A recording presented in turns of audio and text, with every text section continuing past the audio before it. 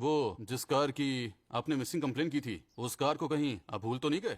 वो कार मुझे प्यारी थी, तो कैसे भूल सकता हूँ सर। आपकी कंप्लेन थी कि आपकी कार आपके घर से चोरी हुई थी, सही कहा ना? जी हाँ सर, हमारे घर से ही चोरी हुई थी। ऐसा कैसे हो सकता है? ये तो सबूत के साथ बता रहा है कि मैंने उस कार को कहीं और से चोरी किया था। मुझे कैसे पता होगा सर? आप उस चोर से क्यों नहीं पूछते सर? आपने जैसा कहा था कि वो कोई चोर नहीं है, बल्कि आप ही का बेटा है। कार को ले जाकर स्क्रैप में बेच दिया इसने। बेशरम कहीं के, मेरी कार को स्क्रैप में बेच दिया तूने? तेरी इतनी हिम्मत, चोरी करेगा, बेचेगा कार को, मेरी कार को बेचेगा, चोर कहीं का।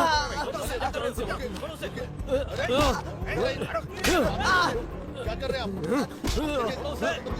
आज तुझे जान से मार दूंगा। मारो, जैसे मेरी माँ को मारा मुझे भी मार दो। क्यों छोड़ दिया मुझे? मुझे भी मार दो। जिसने तेरी माँ को मारा वो जेल में है। ऐसा नहीं है, है? मेरी माँ को जिसने मारा था ना, वो मेरी आंखों के सामने है।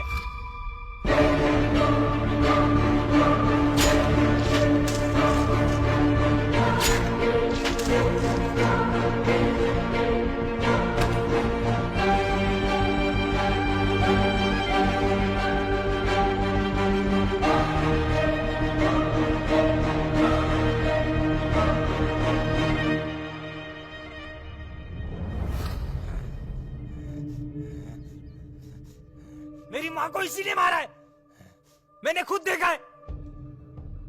उस दिन भी माँ को इसी ने मारा था, और अभी जब मर्डर हुआ था स्पॉट पर गाड़ी यही छोड़कर आया था। मैं इससे डरता था, इसीलिए पहले नहीं बता पाया।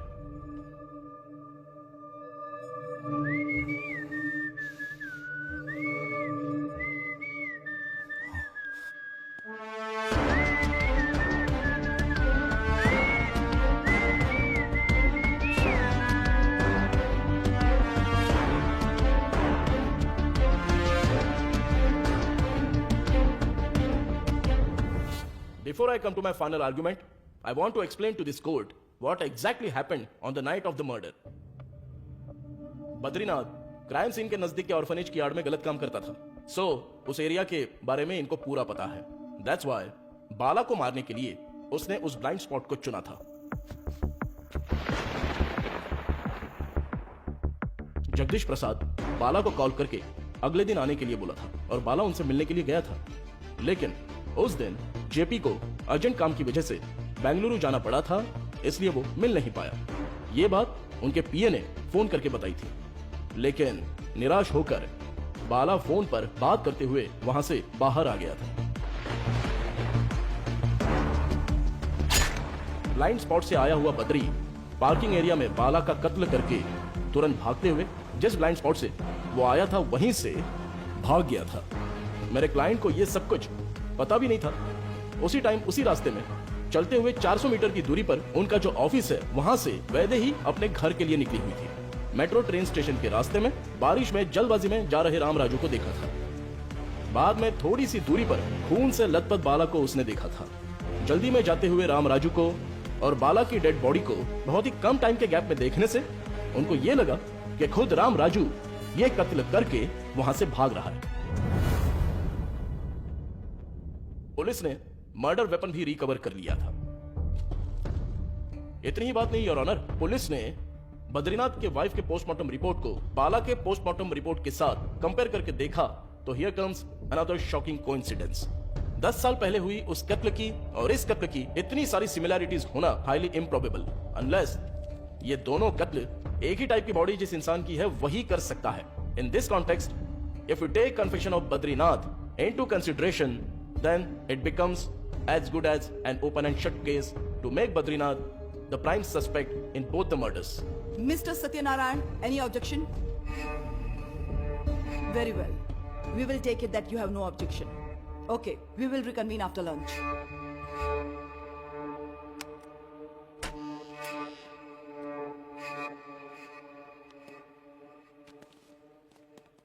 बैठो।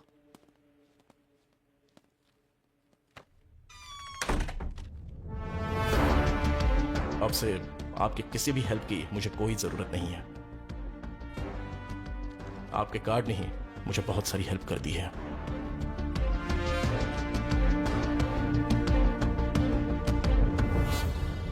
मिस्टर बद्रीनाथ, आपके बेटे ने भी आपके अगेंस्ट कोर्ट में गवाही दी है। इस बारे में आपको कोर्ट से कुछ कहना है? क्या आप जानते हैं कि अगर आप खामोश रहेंगे तो हमें आपके बेटे की गवाही को सच मानना पड़ेगा?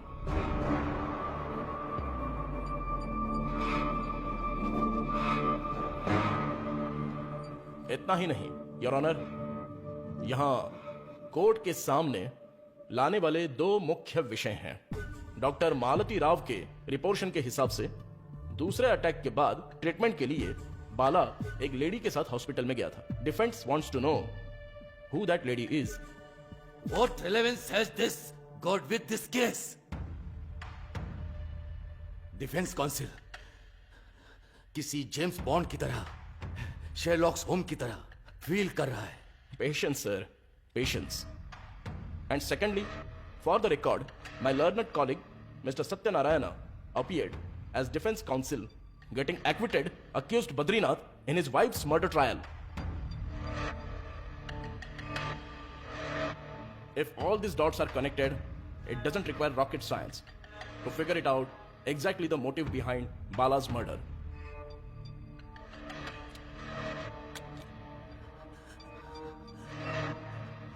I object to.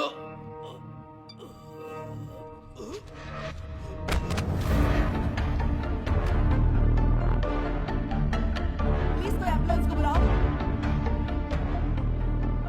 एम्बुलेंस को बुलाओ जल्दी।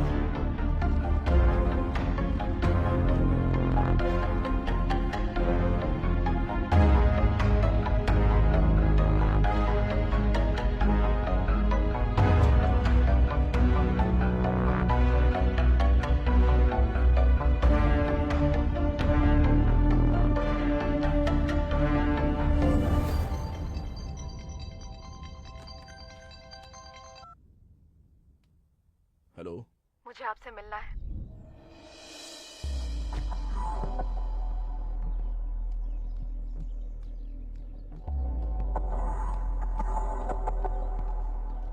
नमस्ते वीर जी। नमस्ते। मेरा नाम प्रीति है। मैं सत्यनारायण की दूसरी बीवी हूँ। जब उनकी पहली बीवी की मौत हुई थी तब मैं उनके पास जूनियर लॉयर के तौर पे काम कर रही थी। मेरी गरीबी के कारण उन्होंने मेरा फायदा उठाया। मुझसे शादी करने के लिए उन्होंने मेरे माँ बाप को बहुत सारे पैसे दिए। सच कहूँ तो ऐसा लग रहा था जैसे मुझे उनके हाथों बेच दिया गया है। शादी के बाद उन्होंने कभी भी मुझसे प्यार से बात तक नहीं की। मैं कभी भी खुश नहीं थी। मैं उनके लिए बस एक शो पीस की तरह थी जिसकी उनको कोई अहमियत नहीं थी।